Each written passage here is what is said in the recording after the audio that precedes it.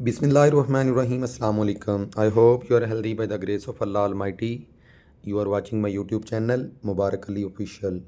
Dear, आज की video में हम बात करेंगे लेक्चर नंबर 3 FSC पार्ट 1 का जो पहला चैप्टर हमने शुरू किया था biodiversity and classification new syllabus का. उसमें आज हम बात करेंगे डोमेन बैक्टीरिया की. तो इससे पहले हम पहली डोमेन को डिस्कस कर चुके हैं. डोमेन आर्किया को या आर्चियो बैक्टीरिया को हम इससे पहले डिस्कस कर चुके हैं. आज हम बात करेंगे डोमेन बैक्टीरिया की. तो बेसिकली डोमेन बैक्टीरिया को बी किंगडम मोनेरा के अंदर क्या किया गया, शामिल किया गया. डोमेन बैक्टीरिया को ट्रू बैक्टीरिया भी बोला जाता है, क्योंकि जो इससे पहले हमने डिस्कस किया है आर्किया को, उसकी जब हमने एटिमोलॉजी देखी तो उसमें बताया कि आर्किया आर्कियोस से निकला, जिसका मतलब होता है एनशियंट. तो जो एनशियंट मीन पुराने बैक्टीरिया थे वो आर्चियो बैक्टीरिया थे, और जो ट्रू बैक्टीरिया हैं वो कौन थे हैं, ये बैक्टीरिया में इनको इसमें क्या किया गया, शामिल किया गया.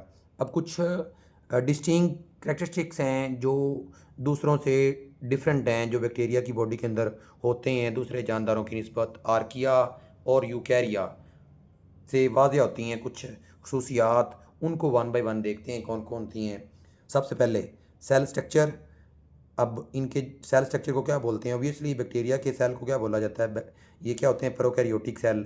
इनकी बॉडी के अंदर क्या होता है, lack true nucleus and membrane bounded organelle like mitochondria, Golgi apparatus, endoplasmic reticulum, peroxisome, plastid, ETC वगैरह वगैरह. इनकी बॉडी के अंदर मेम्ब्रेन बाउंडेड ऑर्गेनेली मौजूद नहीं होती. उसके बाद बात करेंगे सेल वाल की कंपोजिशन की. तो इनकी जो सेल वाल है बैक्टीरिया की वो कंपोज हुई होती है पेप्टाइडोग्लाइकेन की. अब ये पेप्टाइडोग्लाइकेन क्या है, बेसिकली ये एक यूनिक पॉलीमर है जो इसको क्या करेगा, प्रोवाइड करेगा स्ट्रक्चरल सपोर्ट और इसकी शेप को क्या करने में, मेंटेन करने में. तो पेप्टाइडोग्लाइकेन के अंदर बेसिकली दो ग्लाइकेन के ये चेन है रेड जो आपको नज़र आ रही हैं, ये दोनों ग्लाइकेन की चेन हैं. तो ये आपस में पेप्टाइडल फ्रेगमेंट के साथ क्या हुई होती हैं, इंटरलिंक हुई होती हैं. तो ये जो सेल वाल है ये इसको क्या बनाएगी, ये बेसिकली ये पेप्टाइडोग्लाइकेन ये क्या है, एक यूनिक पॉलीमर है जो प्रोवाइड करेगा स्ट्रक्चरल सपोर्ट और इसकी शेप को क्या करेगा, मेंटेन करेगा. उसके बाद बात करेंगे इसके जेनेटिक मटेरियल की. अब अगर बात करें बैक्टीरियल सेल के जेनेटिक मटेरियल की तो सिंगल होता है, एक ही जेनेटिक मटेरियल होगा. सर्कुलर क्रोमोसोम्स होंगे लोकेटेड इन न्यूक्लियोइड रीजन. मिसाल के तौर पे ये एक सेल है तो इनके अंदर न्यूक्लियस तो है नहीं, लेकिन जहाँ पे यूकैरियोटिक सेल में न्यूक्लियोइड होगा वहाँ पे एक सिंगल सर्कुलर इस फॉर्म में इनका क्या होगा, जेनेटिक मटेरियल क्या होगा, इसमें यहाँ पे भी क्या होगा, मौजूद होगा. उसके बाद बात करेंगे इसकी जो दूसरी या इसकी अगली जो फीचर्स है वो कौन सी है, प्लाज्मिड. अब प्लाज्मिड क्या होता है, बेसिकली कुछ बैक्टीरियल सेल के अंदर, सारे बैक्टीरियल सेल के अंदर नहीं, कुछ बैक्टीरियल सेल के अंदर ख़ास तौर पे जिस तरह से ये मैंने स्ट्रक्चर ड्रा किया, ये इसका क्रोमोसोम्स हैं. इसके अलावा कुछ एक क्या होता है, स्मॉल सर्कुलर DNA मॉलिक्यूल होता है. क्या होते हैं, स्मॉल सर्कुलर DNA मॉलिक्यूल होता है जो क्या करता है, एड करता है, मीन मदद देता है इन जेनेटिक डाइवर्सिटी, उसकी जेनेटिक की डाइवर्सिटी में और उसको अडेप्टेशन में. सारे बैक्टीरिया के अंदर प्लाज्मिड मौजूद नहीं होता, कुछ बैक्टीरिया की बॉडी के अंदर मौजूद होता है, सारे बैक्टीरिया की बॉडी के अंदर ये मौजूद नहीं होता. अब ये जो प्लाज्मिड है ये क्या करता है, कंटेन करता है drug resistance, heavy metal, disease and insect resistance genes on them. Mean ये जो सर्कुलर इस है प्लाज्मिड है, इसकी बॉडी के ऊपर भी बेसिकली ये क्या हैं, जीन्स हैं.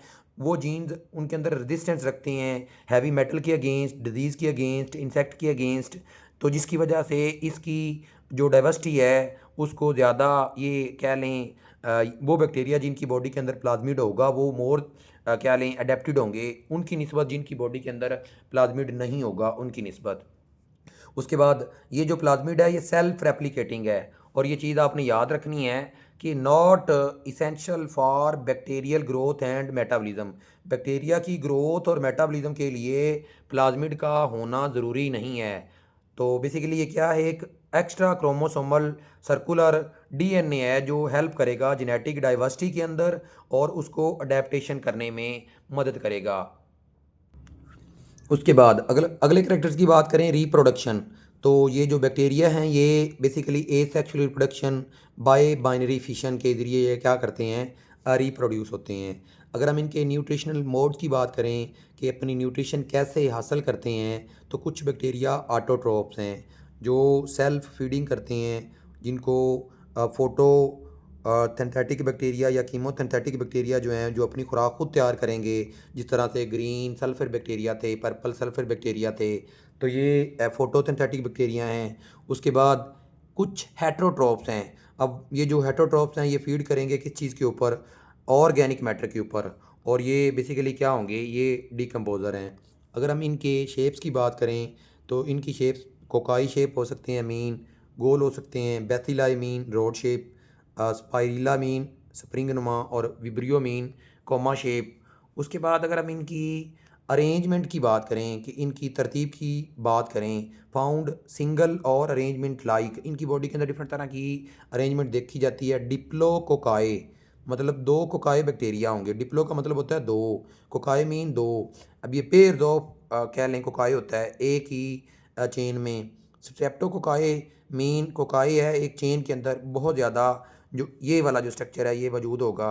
इसको क्या बोलेंगे, इस अरेंजमेंट को क्या बोलेंगे, स्ट्रेप्टोकोकाई। उसके बाद है स्टेफेलोकोकाई। अगर ये वाले कोकाई बैक्टीरिया हैं ये क्लस्टर की फॉर्म में हैं, जिस तरह से अंगूर का जो गुच्छा होता है उस फॉर्म में अगर हैं, तो इनको क्या बोलेंगे, इस अरेंजमेंट को क्या बोलेंगे, स्टेफाइलो कोकाई बोलेंगे। उसके बाद बात करेंगे फ्लेजेला। अब फ्लेजेला जो है ये बेसिकली बैक्टीरिया की बॉडी में इसको हेल्प आउट करता है, किसके लिए, उसकी मूवमेंट के लिए, उसके बाद कीमो टैक्सीज के लिए।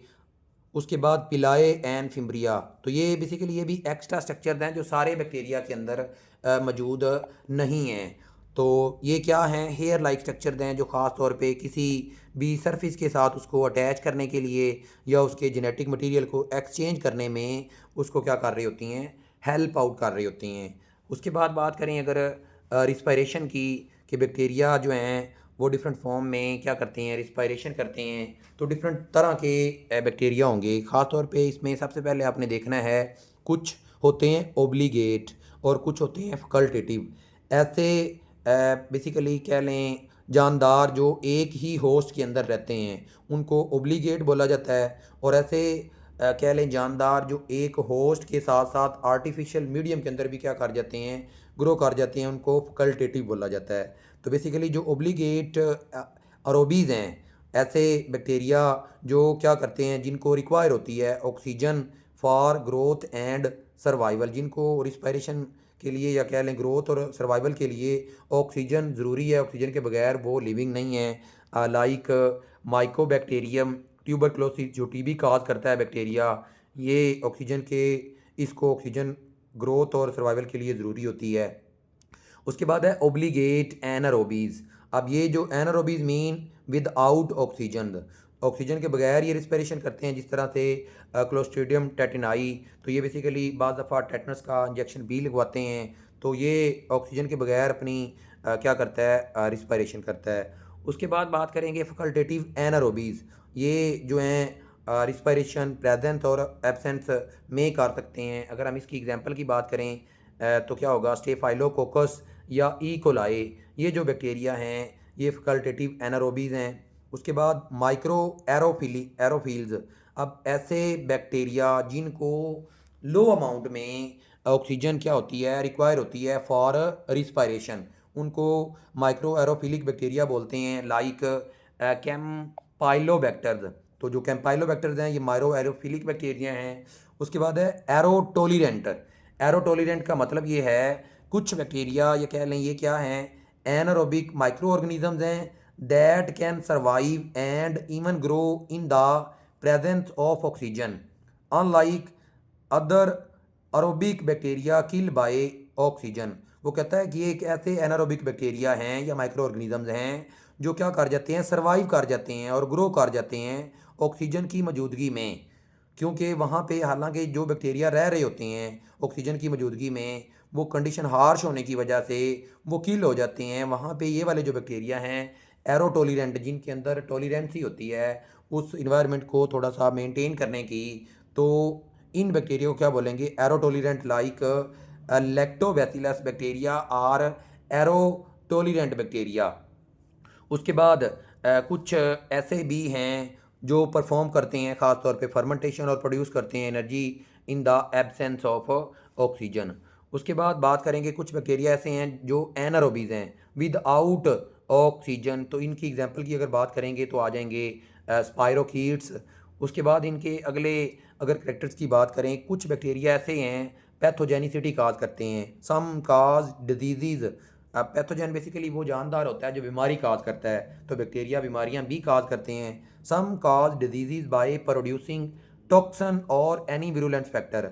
ये बीमारियां काज करेंगे टॉक्सन पैदा करके या कोई भी विरुलेंस फैक्टर, बीमारी काज करने वाला जो फैक्टर है वो प्रोड्यूस करके ये वजह बनते हैं बीमारियों की। उसके बाद कुछ इसकी जो अगली फीचर्स है एक्सट्रीमोफाइल्स। अगर हम बात करें एक्सट्रीमोफाइल्स की, ऐसे बैक्टीरिया जो थ्राइव करते हैं, मीन ग्रो करते हैं एक्सट्रीम कंडीशन के अंदर। अब वो जो एक्सट्रीम कंडीशन कौन कौन सी हो सकती है, ख़ास तौर पे हाई टेम्परेचर हो सकता है, हाई सैलिनिटी हो सकती है, लो पीएच हो सकती है।